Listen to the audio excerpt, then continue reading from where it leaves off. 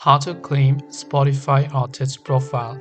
If you want to claim your artist profile on Spotify, simply open up your browser, and on the top left hand side you want to simply go to the official URL of Spotify, which is artist.spotify.com. So you want to simply go to artist.spotify.com. I'll make sure to drop a link in the description box below.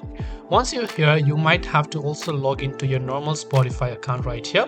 So on the top right hand side you can see the login button. Make sure to click on the login button there, and after you've done that, you want to simply enter your Spotify account details and hit the login button. Now this could be a normal listener's account.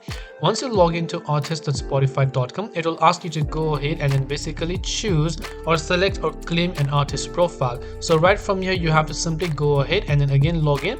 Now instead, once you're here again, on the top right hand side you can see get access this time. So just click on get access button. Now you can select whether you want to get access to artist or manager or a label team member. After that, you can simply select your artist profile or the artist account, and then you will be able to claim your artist profile on Spotify by hitting the continue button. So I hope the video helped you out. If you have got any further questions, feel free to leave them down below. Thanks for watching and see you soon in the next video.